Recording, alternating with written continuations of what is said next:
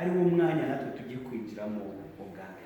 Haleluya, amen. Komeze dusome kugira ngo turusheho gusobanukirwa.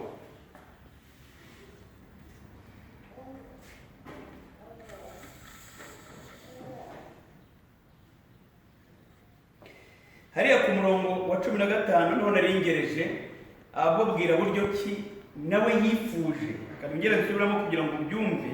Barazibwira ati kwifuza nifuje gusangira namwe Pasika iyi hari abakurwaho.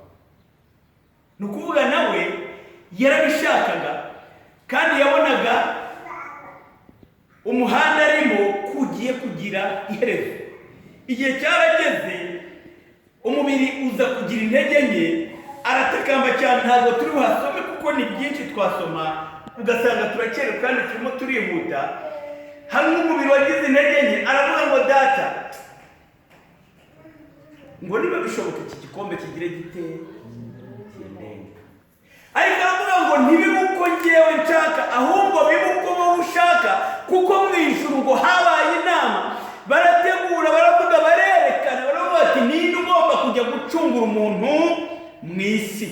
Bajya mu bizima, bajya mu bamarayika, bajya mu bintu byose biri hari. Ariko ngo habura umuntu.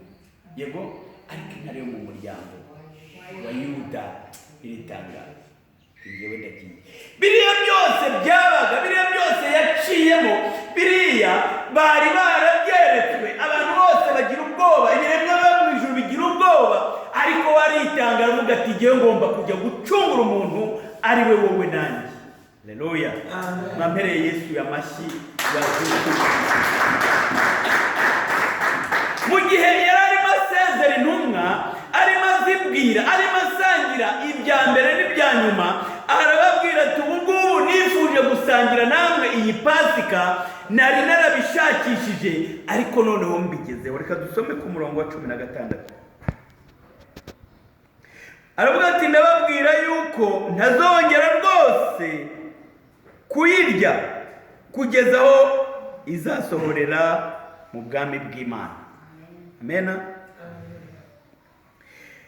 Arimo ababwira ayo magambo. Buriya hari ibintu byinshi tubamo, hari ibintu byinshi dukora, hari ibintu byinshi tugenderamo.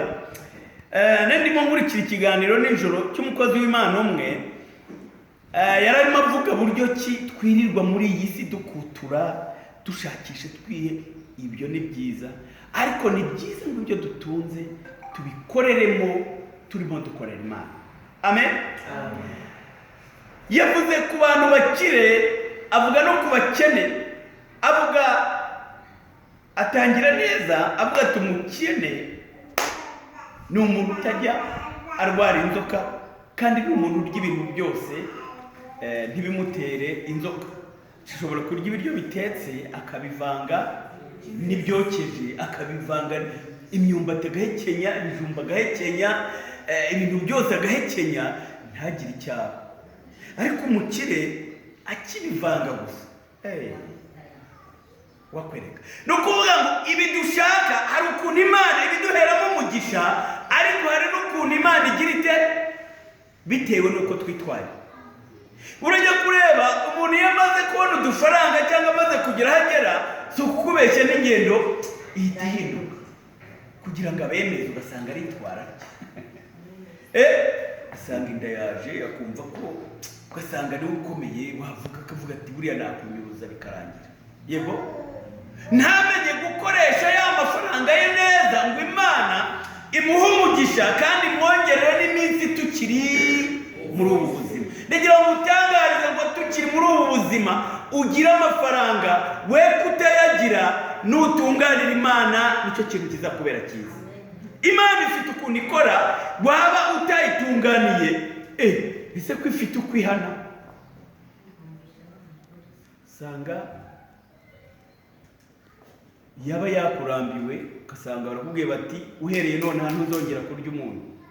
Wajya kwa dogiteri bagapima bati isukari yabaye nyinshi, bagapima we amafaranga se uracyayariye, ntuyafite si menshi se, ariko nturi buyarye kubera ko umubiri wagombaga kuyashyiramo wavuze ngo no. Kubera nde? Kubera Imana.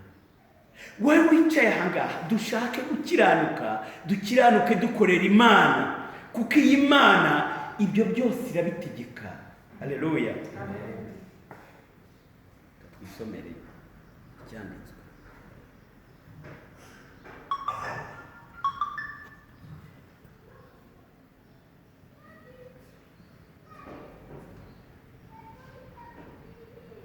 Uyu mwami yagiye ahura n'ibibazo, ahura no gukubitwa, ahura no kubabazwa. Babitubwiyeho uburyo yabambanywe n'ibisambo.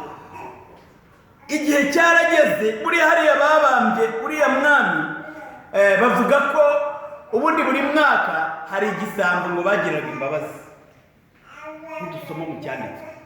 Ariko babajije uwo bari bugirire imbabazi, harimo ngo icyitwa Baraba cyananiranye, kibaga kurenza abandi bantu bose. Icyo gisambo baravuga bati tubarekurire uyu mwami cyangwa tubarekurire umwe muri ibi bisambo. Batirekareka bati nabambwe. Yagize ati ntacyo ngo no kugira ngo ibyanditswe bigire gute. Bati turekurire Baraba. Baraba ngo cyari igisambo kiba cyane kurenza ibindi bisambo, cyari cyaraciye ibintu muri ako gace, ntawe utari ukizi, ntawe utari uzi Baraba. Ariko baravuga bati kugira ngo uwo Yesu arekurwe, ni mu mubambe hanyuma muri kure Baraba nashaka azakora. Murumva ibyo yagize ate cyahehe kirakaze ahubwo ari